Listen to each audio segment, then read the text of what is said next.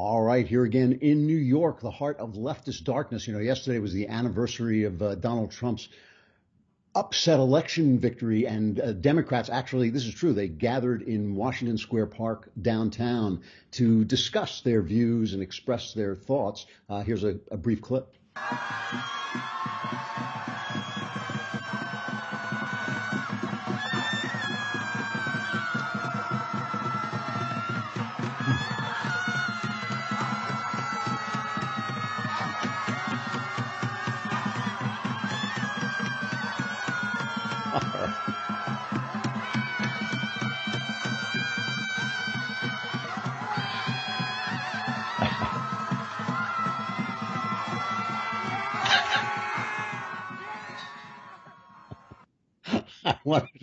I wanted to play the entire 45 minutes of that, but they said that wasn't exactly a show. But I thought they actually put out the logic of leftism quite cleverly. The numbers from yesterday's election, this is really interesting because everybody was not saying what I was saying, but the numbers have come in, and the people who know how to read the numbers from yesterday's election actually did say much more what I said. The thing that was really interesting to me is they said there is now this coalition. The Democrats are basically now rich white suburbanites and minorities. Okay, so what's interesting to me about that is you have rich white suburbanites who are basically going to be married and have children, but they support the sexual libertinism that makes minorities' lives a living hell, right? They're people who have jobs, but they support the kind of welfare that causes dependency. The rich white suburbanites are the people who have bourgeois values, but if you tell them minorities ought to have bourgeois values too, they think that's terribly racist. And their rich white suburbanites tend to rely on their skill, they feel dismayed if any mean Republican tells minorities that it's skill and hard work will get you ahead. So basically what you have now, the Democratic Party is now composed of rich white suburbanites and the people whose lives they destroy with their policy. So it's going to be really interesting to watch that coalition unfold. We have a excellent interview today with Monse Alvarado, who is the executive director of the Beckett Fund, which you've never heard of, but which is called God's ACLU, because basically what it does is they go out and they fight for religious freedom wherever they find it under the gun. And it's really interesting what she had to say about the Obama administration in that regard. And yesterday was Bram Stoker's birthday, so we'll talk about Dracula. Trigger warning, I'm Andrew Klavan, and this is The Andrew Klavan Show. I feel hunky-dunky, life is tickety-boo. Birds are winging, also singing hunky-dunky-doo. Ship-shape, tipsy-topsy, the world is zippity-zing. It's a wonderful day, hurrah, hooray! It makes me want to sing. Oh, hurrah, hooray! Oh, hooray, hurrah! Well, I'm so jet lagged, and I don't know exactly how to put this. People here in New York drink a lot, and I am from New York, and so when I come back here, I tend to maybe overindulge, and so my head is now about 3 blocks away, still trying to catch up, still trying to get up to my hotel room. It may arrive somewhere during the course of the show, but I've lost complete track of time, and I realize we are already on the edge of the Klavanless weekend, which makes it my civic responsibility to tell you that you can stave off the Klavanless weekend for one day by going and listening to Another Kingdom, the fantasy suspense podcast I'm doing with Knowles. It's my story. Knowles is doing the acting and performing quite brilliantly, I think. And you go on iTunes, just look up Another Kingdom. Please subscribe. Please leave a high rating for it. It really helps us out. We have a sponsor now. Actually, our sponsor, Tripping.com, is also now a sponsor of this show as well. So it's a double sponsor. But Another Kingdom, this is the episode when everything turns around. So it's a very cool episode number 5. And if you haven't been listening, you can binge from 1 through 5. And if you have, it'll be fun. All right. But first, we have to talk about another, you know what? I always forget to wear I forget to wear watches anyway, but I forget to wear my movement watch. I actually have it on today. You can see it is incredibly fancy, nice watch. I don't know where to put it to get it in the camera. There it is. Really nice watch. And, the thing is, this is a company movement, which is MVMT, because we don't use vowels anymore because I don't know why, but this was started by 2 college kids who really liked fancy timepieces but didn't want to shell out the fancy bucks. You got to shell out to get a good watch. And I really identify with this because I love timepieces of all kinds, clocks, grandfather clocks, grandmother clocks, watches especially, but there's something in me that just does not want to pay $1 zillion for a watch. It just seems wrong to me. So this is a great way to get a really beautiful watch at a really nice price. Movement watches start at just $95. At a department store, you'd be looking at $400 or $500, and they're such great prices that they make good holiday gifts. You could give one of these to someone you love. That would be really nice. And they've already sold over 1 million watches in over 160 countries. Classic design, quality construction, styled minimalism, they call it. You can get 15% off today with free shipping and free returns by going to mvmt.com/Andrew. That's movement.com/Andrew. It's a beautiful, clean design, makes a great fashion statement, and now is the time to step up your watch game. Get it? It's kind of a time, and you can look at the watch because it tells them, never mind. Go to mvmt.com/Andrew and join the movement.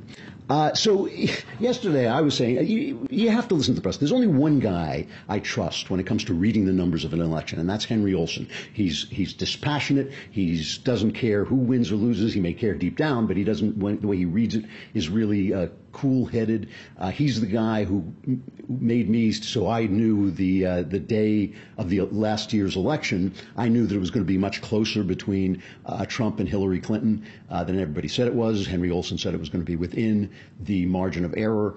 And so I was, I always follow him because he's just always right and everybody else doesn't get it right. So yesterday, just unbelievable kind of jubilation in our left-wing media about how wonderful it was that all this had happened. And I want to play a montage, first of all, just showing how everybody read this as a rebuke against Donald Trump, because that's what they want so badly. So let's play that montage. That's number one. Tough election night for President Trump and the GOP. Democrats with key victories in Virginia and New Jersey. On this first anniversary of President Trump's stunning election victory, it's the Democrats who are celebrating now. Big victories last night in the Virginia and New Jersey races for governor, with exit polls showing voters wanted to send a message to President Trump. A big win for Democrats and a blow to Republicans, a loss the president will likely take personally. 1/3 of Virginians in a CBS News exit poll said they voted to oppose the president. Virginia Republicans suffered a good old-fashioned drubbing last night. This was a referendum on guns and health care. Republican Ed Gillespie dipped into the Trump playbook, and it appears to have backfired. So there's guns and healthcare, all the things they want. This was a referendum on, and it really is amazing that 34% of the people who came out in exit polls, which are notoriously unreliable, they came out and said they came out to vote against Donald Trump. Well, Virginia hates Donald Trump, and one of the reasons they hate Donald Trump is they are the swamp. That's where in Northern Virginia all the people who work in Washington work, and so they really are just absolutely livid at him. And any Democrat who comes out and you said, were you sending a message to Donald Trump, is going to say the same thing. So that 34% number means absolutely nothing. People are voting. You're voting for governor. You're voting for your state. That is why people are voting. But it does mean something, okay?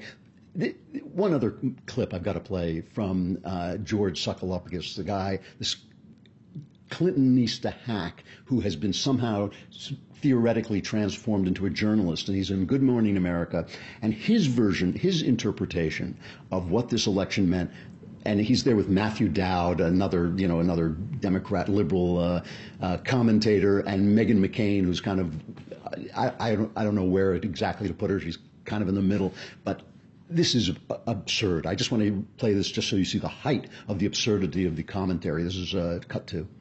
2-1 in Virginia, 3-1 in New Jersey. They wanted to send a message to Trump. Yeah, they sent a message to Trump big time. But I think the big takeaway that I had from it is the level of diversity and inclusion that happened on election night. If you not only a first transgender person elected to office in Virginia, the first Sikh elected to office in a major city, the first gay mayor of Seattle, the first African-American woman elected mayor of Charlotte, the first woman mayor of Manchester. I mean, it was a night of total diversity, and I think that not only a rejection of Trump, it was basically a rejection of what he stood for.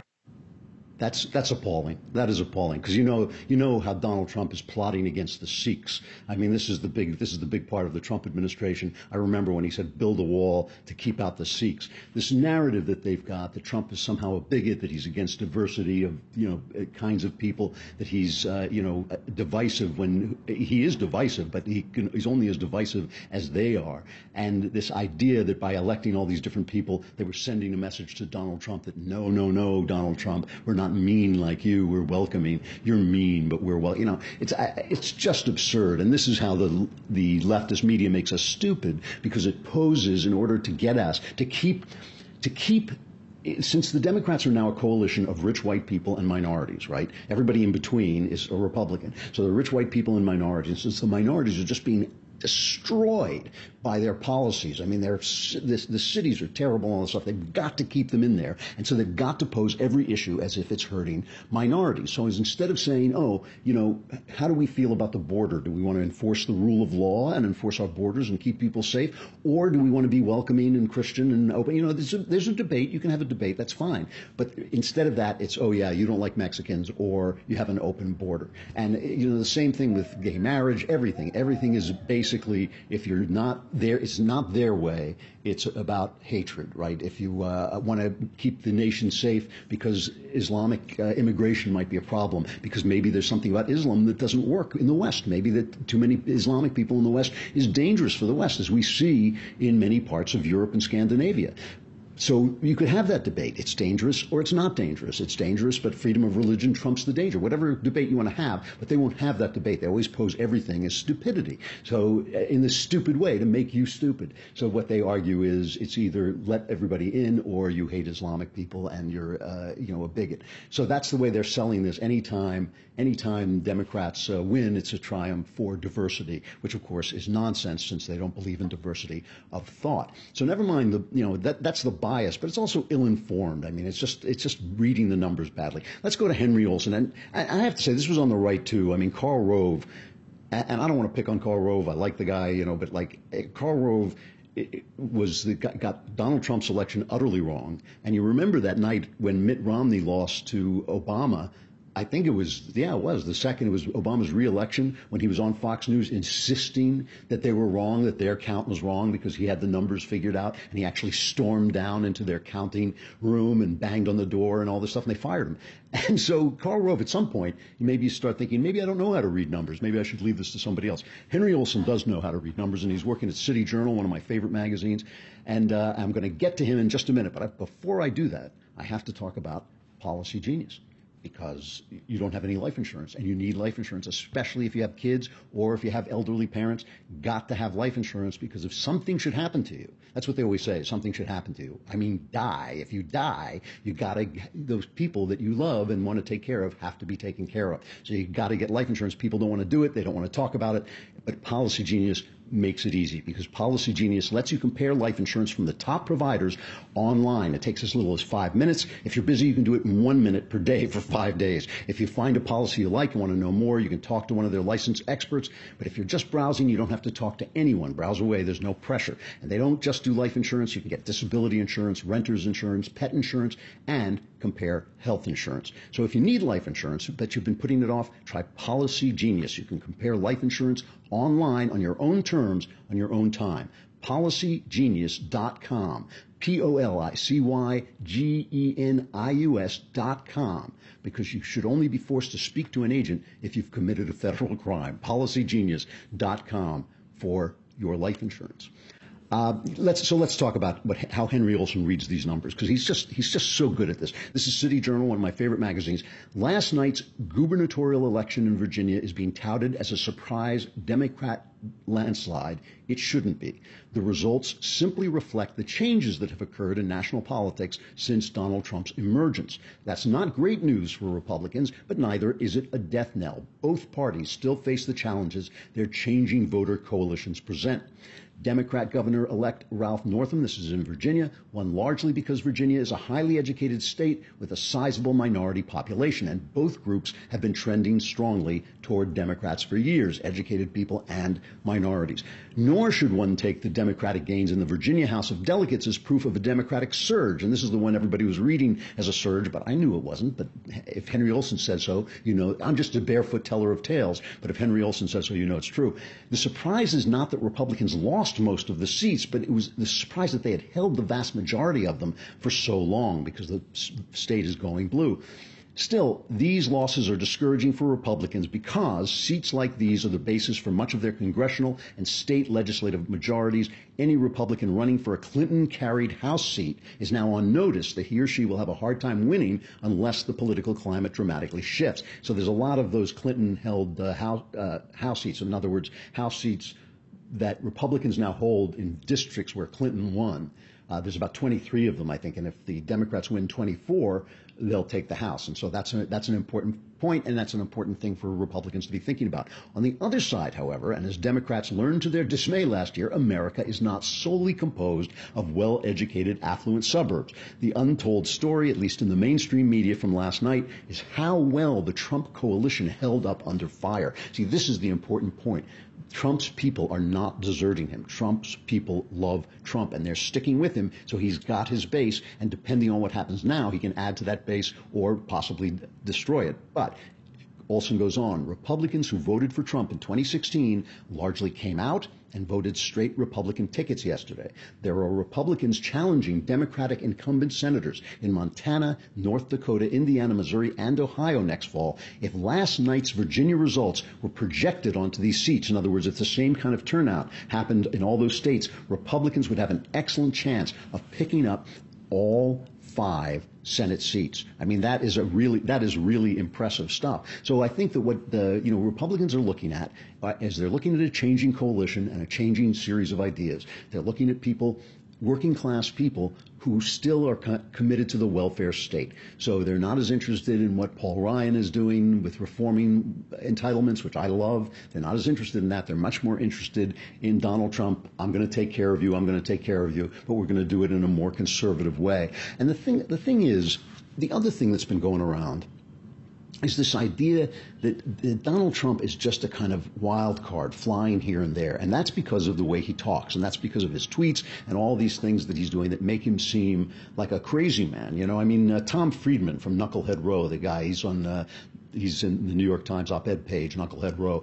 Tom Friedman talks about how these tweets make everybody so crazy that they don't pay attention to what's actually happening. And he says it like it's a bad thing. But for us, it's not so bad. Here's Friedman discussing this. I find it, from a journalism point of view, Donald Trump is a brain-eating disease. That is, he does so many outrageous things on a daily basis. You talked about Sam Clovis, this guy appointing to head the Agriculture Department, $3 billion research budget, an Iowa talk show host, shows such contempt for science and the department. And as a journalist or columnist, you sit there and say, how could I not write about that? That's so outrageous. And yet if I write about it every week, I end up not going out and learning or writing about all these other things. And I think it's a real danger that Trump is going to suck the brains out of so many reporters and columnists, because you spend 4 years outraged at him and then you don't learn anything. And he's done so many outrageous things, you can't even keep track of them anymore. Trump is a brain-eating disease, meaning his brain has been eaten. I could have told them that. That was true before Trump came along. But what they're saying is they're being distracted from what is really happening. And I think that's not only true on the left, I think it's true on the right as well, where there's still these people who have a class objection to Donald Trump at some level. He's just not quite the thing. And the people on the right who really are exulting in any loss that Trump faces and trying to say that he's destroying the party and all this. He's not destroying the party. The party is changing, and he has manifested that. I will talk about that more in a minute. I had a really interesting dinner last night. I'll tell you about that. But first, we have to welcome Tripping.com. And I love these people because they're not only making this show possible, but they're making Another Kingdom possible. And it really helps us when you go to these places and visit and put my name in there. It really helps us keep the show on the road, because these are the guys who pay to keep our lights on. And Tripping.com is just a terrific service. I mean, I don't know if when you go on vacation, I don't know if you've ever rented a property. I have. But the thing that happens when you rent a property, it's usually cheaper. It's usually cheaper than a hotel. And also you get a lot of stuff, like you get a kitchen, like if you have your family with you. I mean, one of the things I hate about being in a hotel is sometimes you're just too lazy and you go in and buy a hotel meal. It always costs like 10 times what a meal would cost if you made it yourself, or even if you went to a restaurant. But if you use tripping.com, you can rent a beautiful place and you can have all those things, a backyard, free Wi-Fi, all kinds of amenities that you just don't get with a hotel. You can spend less time planning your next trip and more time relaxing. It's the #1 site for vacation rentals. I mean, nobody knows about it yet, but it's a really big site. Vacation rentals offer flexibility, perks, and amenities that hotels don't. Multiple bedrooms, backyards, hot tubs, free Wi-Fi, and even fully stocked kitchens. With tripping.com, one search lets you filter, compare, and sort over 10 million available properties on trusted sites like VRBO, TripAdvisor, Booking.com, and more. Don't wonder if you're getting the best deal, because you'll save an average of 18% per night by booking your vacation with tripping.com. Don't forget, if you want to save time and money while booking the perfect vacation rental for your next trip, head to tripping.com/Klavan today. Tripping.com/KLAVAN. In fact, I'll spell the entire thing. Watch this. TRIPPING.com/Klavan. Tripping.com/Klavan. Really nice way to have a vacation, a different vacation, especially if you're with family, friends, or traveling. Even just want to be off by yourself. It's a really terrific way to do this. I have to say goodbye to Facebook and YouTube. We cast you out now into the exterior darkness where there is, it's not such great. You got to listen to the show instead of watching it. But if you subscribe for a lousy $10 a month, you could be watching it right on the website. You can watch the whole thing. You can put questions in the mailbag. You can subscribe for $100 for the whole year and get your Leftist Tears tumbler. Right now, come on over to thedailywire.com and listen to the rest of the show.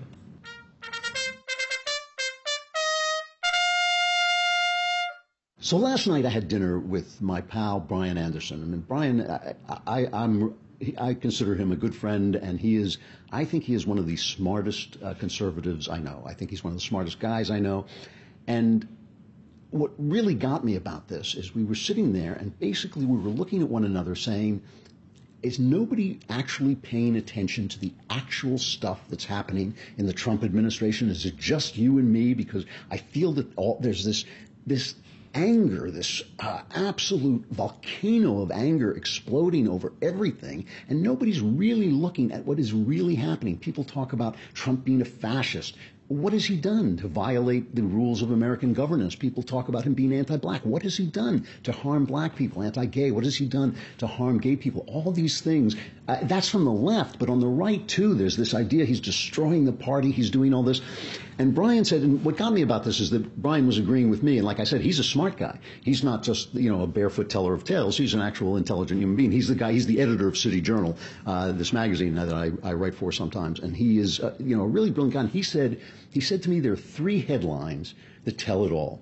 3 headlines that really tell people what they should be paying attention to.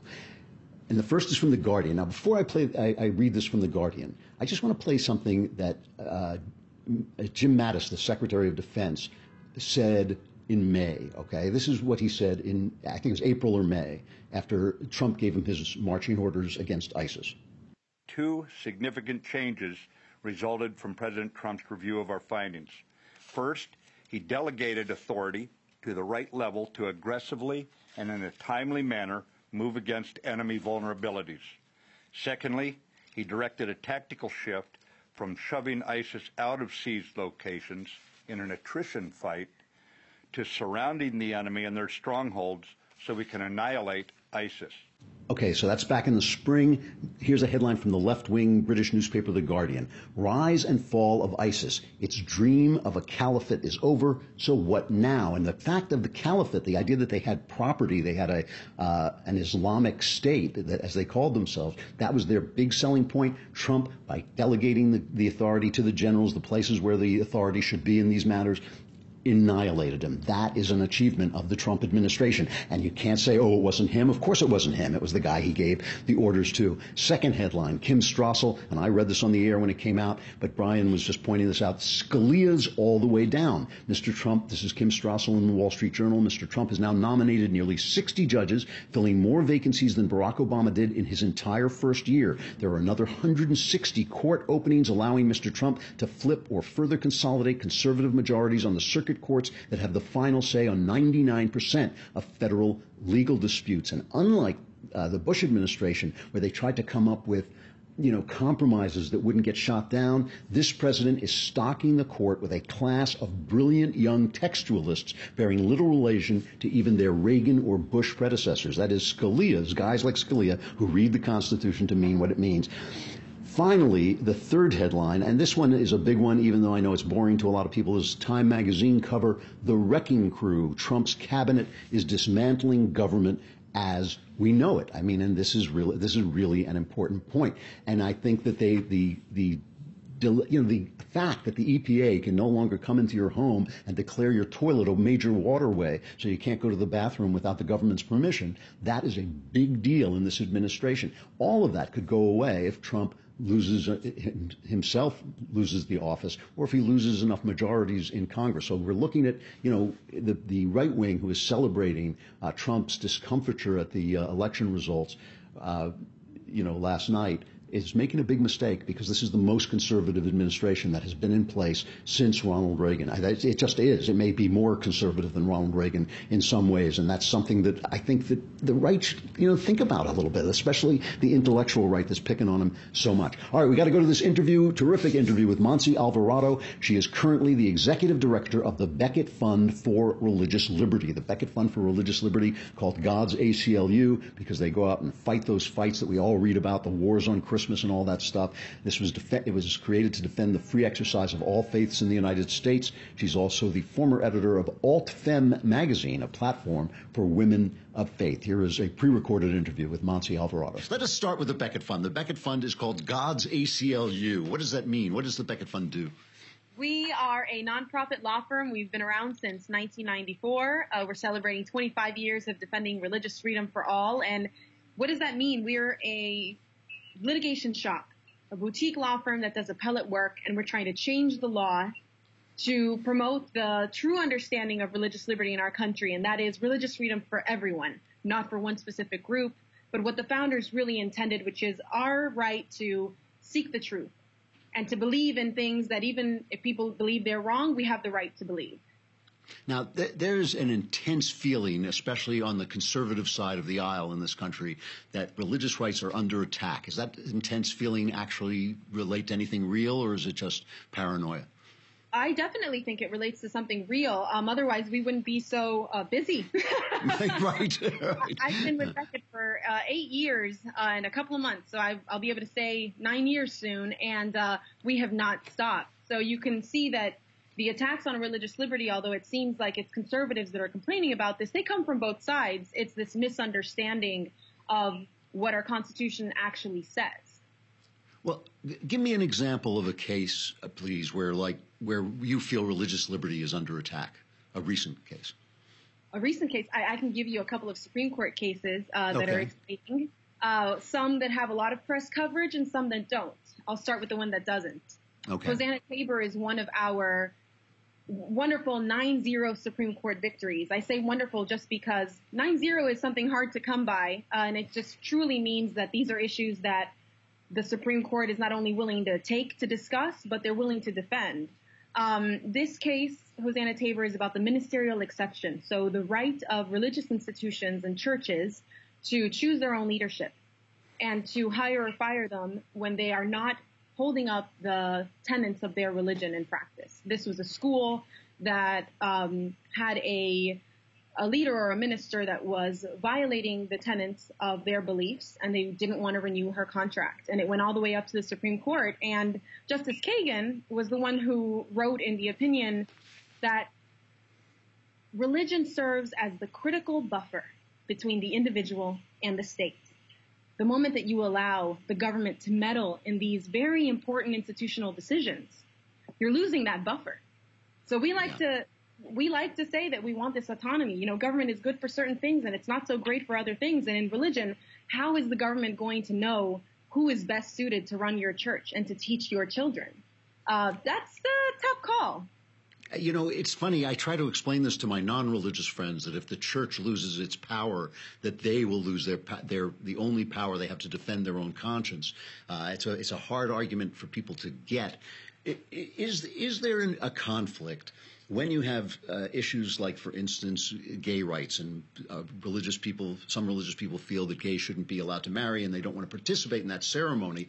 It always seems to me very oppressive when you go to a small business like a cake shop or a flower shop and say you have to do this thing that offends your religious. Is that the kind of thing you would defend? Definitely, and I can give you some stories of ways that we would defend it on both sides. The government shouldn't be allowed to tell you how to express your religion. These are freedom of expression issues where a cake baker or a photographer is participating in a ceremony, and it's an important ceremony for them, a religious ceremony, and they should be able to participate in those that they believe in and not participate in those that they don't believe in. And that's that live and let live principle that has allowed us to maintain this republic and what it was based on. When we lose that ability to say, well, I don't necessarily agree with what you're doing, but it's good for you to have that freedom because someday you're going to disagree with me and I'm going to want that freedom as well. Right. We've lost that. And it's this tribalism of yes for me and no for you that is really putting us down a very precarious path. You know, recently this fellow Roy Moore was nominated to run for the Senate. And he's been a very strong advocate of things like keeping the Ten Commandments up outside a courthouse. Recently, there was a case where a cross at a military memorial was deemed to be unconstitutional. This does seem to me like an assault on the idea that religion has a place in the public sphere. Is that something that the Becket Fund worries about, that there's this attack on any outward expression of religion? Well, I mean, we work on this all the time. So we have expression cases for crosses. We have one in Pensacola right now that's similar, where it's a memorial. Someone drove by and said, oh, no, this offends me. It's this right to be offended that everyone is so excited about. The facts there are a little bit interesting. I'm not so sure that they're residents of this country at the moment when they filed that case. And there are a couple of things that make it complicated. But that right to be offended and to have these trigger warnings and all of the things we're seeing on campus now actually manifested in our society and in our everyday lives, that is that big red flag that tells you that there's something else happening here. I mean, Becket, we love our Constitution, and the Establishment Clause is a really strong piece that allows us to defend both the right to have freedom of expression and true religious liberty, and at the same time to have those limits that are necessary to avoid government entanglement. And we don't have to worry about that. The law is there. It's robust. It's strong. And Beckett's here to defend it. Well, it seemed to me under the Obama administration that religious rights came under attack as never before. I mean, I think of the Little Sisters of the Poor being asked or forced really to pay for kinds of birth control that they disapproved of. It almost seemed to me like the administration was trying to push the boundary of government power against the power of faith. That was me looking from the outside, just as a guy reading the newspaper. Was that something that you were experiencing too? It was an unprecedented attack on religious conscience. So going back to that first point that you made about trying to get people to understand what conscience actually is, what it means, how it manifests itself in your life. Why the same year that we were really intensely fighting for the Little Sisters of the Poor, we had their older argument, we gave our annual award to Armando Valladares. He's a survivor of solitary confinement in Castro's Gulag. And he was placed there because he wouldn't put a sign on his desk that said, I'm with Fidel. He said, that goes against my conscience. And that story is really telling because it shows us how in real life, when you allow government to grow and to really oppress you in these expressive ways, you're limiting yourself in situations where religion really would have been that buffer. And he lost beyond religious liberty. He lost that deep forum internum, right? That ability to be free in what you feel, what you believe, and what you think, what's in your heart and what's in your mind. Am I right in feeling that the last 8 years under the Obama administration that those attacks increased? Oh, yes. No, they did. Very definitely. Okay. Definitely. Yeah. It was. I hadn't seen anything like that. I don't think anyone else has.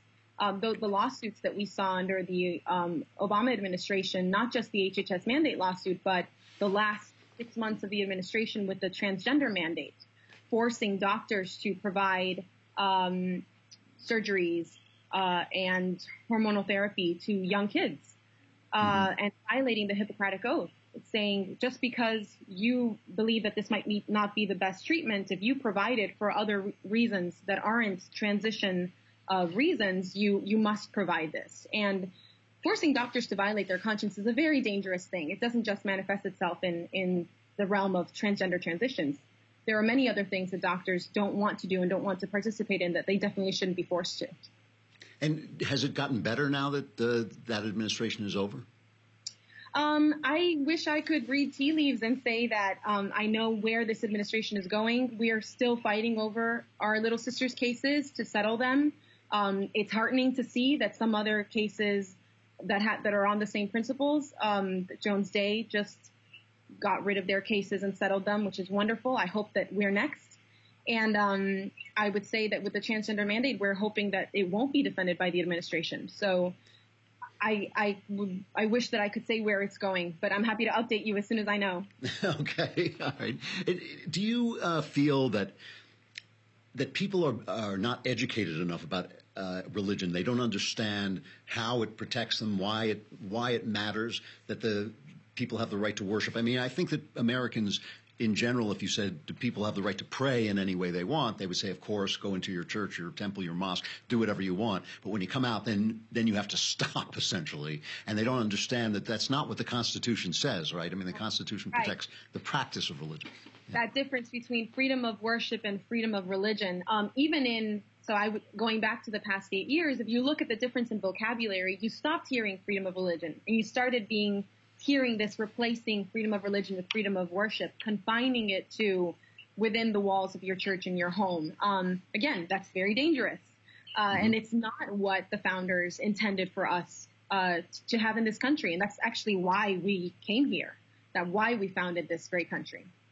And what about the Supreme Court? Now, as you look at the Supreme Court over the last, let's go back like 10, I know you've only been there 8 years or so, but like if you go back over the last 10 or 15 years, yeah, how has the Supreme Court been on these cases overall? Do you feel?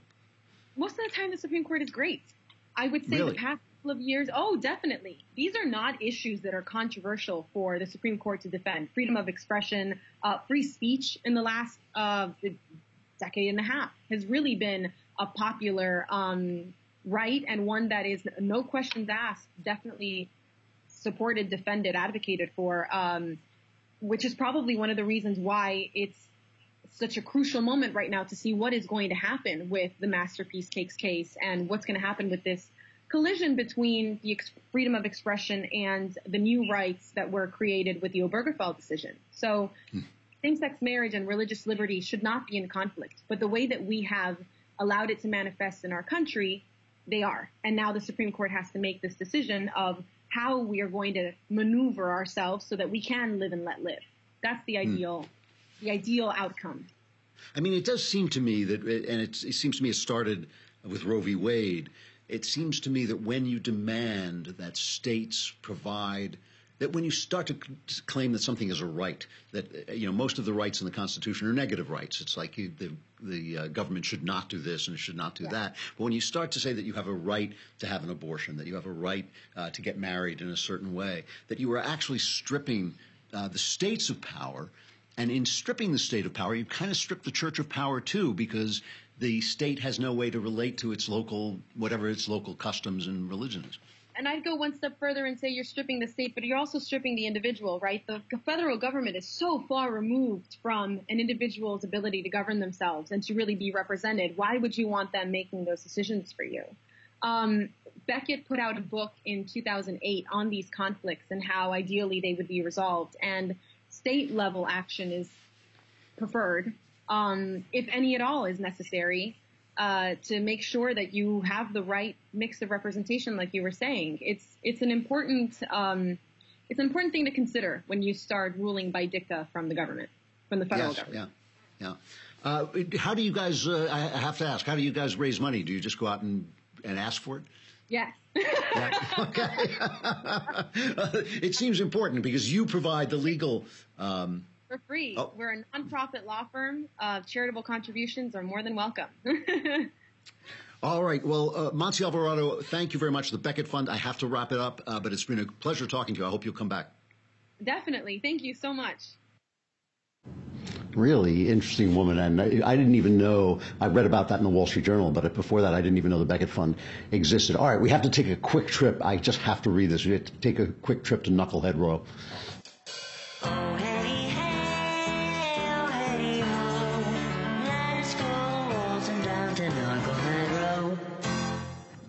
The New York Times op-ed page has actually just beat itself. I mean, you wouldn't believe that they could outdo themselves, but they did. Uma Thurman, right, the actress, wonderful actress, she was on a red carpet somewhere, and she was asked about all these sex scandals that are going on in Hollywood. And here was her response. I don't have a tidy soundbite for you because I have learned I am not a child. And I have learned that when I've spoken in anger, I usually regret the way I express myself. So I've been waiting to feel less angry. And when I'm ready, I'll say what I have to say. So I was really impressed when I saw that. She's a woman saying, I'm too angry to say something sensible, so I won't say anything at all. So they have this feminist writer named Lindy West at Knucklehead Row, and she is the author of a book called Shrill, Notes from a Loud Woman. And she opens up her op-ed praising Uma Thurman for being wise enough to hold her tongue when angry, and then says, but I'm angry, so I'm going to say stuff. And then she goes on and says, it is so stupid. I can only read a little bit of it, but it's worth reading. This is her view of life. Not only are women expected to weather sexual violence, intimate partner violence, workplace discrimination, institutional subordination, the expectation of free domestic labor, by which she means homemaking and motherhood. That's the expectation. All these things, I don't know anybody who expects women to weather sexual violence or intimate partner violence unless he's a thug, right? We take the blame for our own victimization and all the subtler invisible cuts that undermine us daily. We are not even allowed to be angry about it. Close your eyes and think of America. That was advice to a woman in the Victorian era when she was having sex. You're not going to enjoy it, but close your eyes and think of England. So she's being told that if women don't have a voice, because this is what feminists are always saying, women don't have a voice, how come they never stop talking? I mean, how come you can't shut these women up? So she says we are expected to keep quiet about the men who prey upon us as though their predation was our choice, not theirs. We're expected to sit quietly as men debate whether or not the state should be allowed to forcibly use our bodies as incubators. In other words, whether the state forces them to have babies. In order to do that, the state would have to force them to have sex, which it doesn't do. They chose to have sex, and then they had a baby. And all the state is saying is, don't kill the baby. And the state can't even say that anymore. The thing goes on and on. It is worth reading yourself. What's her name? Lindy West, Shrill, Notes from a Loud Woman. My entire response to it was, shut up and make me a sandwich. All right, stuff I like. So it was Bram Stoker's birthday yesterday. He was 170 years old. Looks great. And he wrote only one thing. He wrote only one thing that's worthwhile. He wrote Dracula in 1897.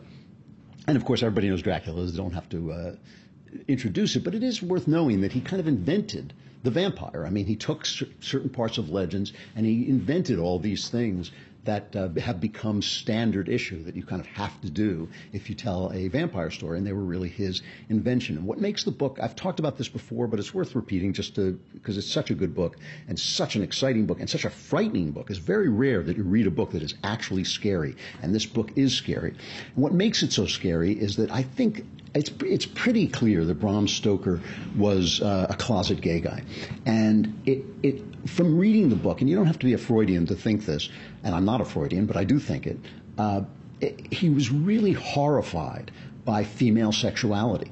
And the book is not about the horror of female sexuality at all. It's simply powered by his horror of it. If you read the scene where Lucy, who becomes a vampire, and they have to stake her through the heart, if you read it, it is a scene of sex. It's a scene of sex being turned into death. And that's the mechanism, the way the book works. It's not what the book is about, but it's the mechanism, the way it works. Everything is turned into physical material. So instead of the blood and wine of the mass, he's drinking blood. Instead of a body with a soul that's living, he's lost his soul, and he's just a living body that just goes on and on and on, preying on other people. And that really is, to some degree, what the story is about. It's about materialism versus faith. And one of the things that's really fascinating about it, a lot of Victorian stories have this theme, especially ghost stories, the question of faith and spirituality, usually portrayed as a ghost or some horrifying supernatural thing that's happening, and then the scientist who doesn't believe in it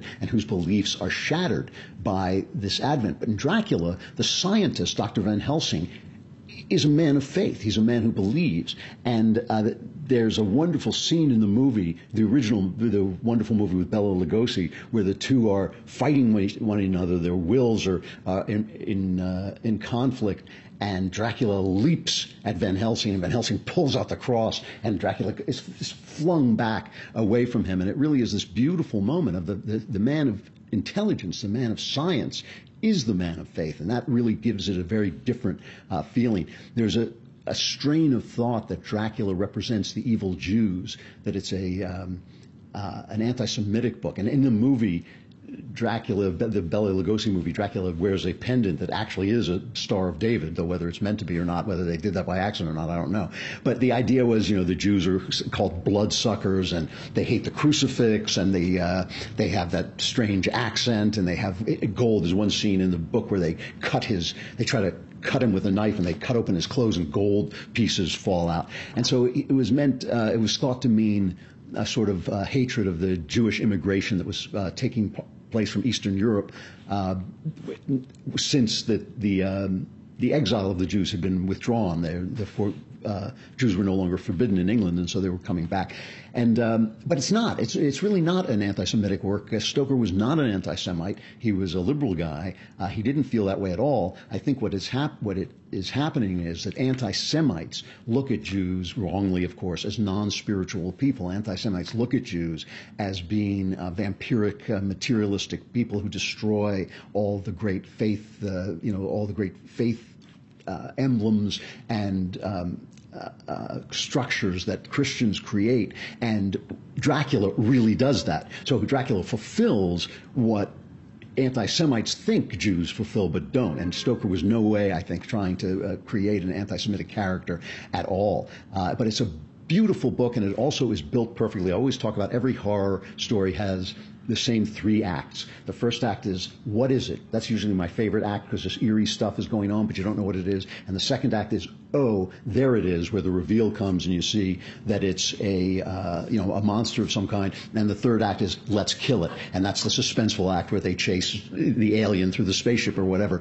Dracula is built on that model and sort of perfects that model. The final third of it is as exciting as anything you'll ever read. The first third of it is really creepy and scary, and the middle of it is just a really fascinating reveal that's really not like anything else. It's better than all the movies. The book is better than all the movies. It really was great. The Klavanless Weekend is here unless you go to iTunes and subscribe to Another Kingdom. Michael Knowles will thank you, and it will help us keep him off the street. You'll really enjoy it. It's a really good story. Please go and do that. I'm going to end. I like to end with music. I think it was last night at the Country Music Awards. I got to remember who it was. It was Paisley and Underwood. That's right. It was Carrie Underwood and Brad Paisley. They always do these political numbers. And what I really liked about this, people were saying, oh, they attacked Donald Trump. Well, it's pretty good-natured. And unlike all the late-night shows, they actually made jokes about everybody, which made it much more palatable. And the jokes they made about Trump were kind of funny and good-natured. And I really thought it was political humor the way it should be done. So let's go out with that. I'm Andrew Klavan. This is The Andrew Klavan Show. Subscribe to Another Kingdom, and I will see you. If you survive the Klavanless Weekend, I'll see you on Monday. This year's show is a politics-free zone. Are you kidding me? That's not fair. Hold on, so we can't even do like, well, way down yonder on the Scaramucci. That doesn't work? No. No Scaramucci, Brad. No. What about like, well, she's gone, gone, gone. No. Gone, gone, gone. Uh-uh. Oh, no, she wrote a memoir, Hillary's back. Can't do it? Creative, but no. Mm-mm. So that means like no more Hold Me Closer Bernie Sanders. No, can't do it. No Harbor Valley DNC. Nope. Not even Stand By Your Manafort? Definitely not. What are we going to do then? Well, I mean, clearly we can't say or play anything. So I guess to present our first award of the night, the stars of the new movie. What are you doing, Brad? Oh, I'm definitely not doing this one. Right now, he's probably in his PJs, watching cable news, reaching for his cell phone. Really?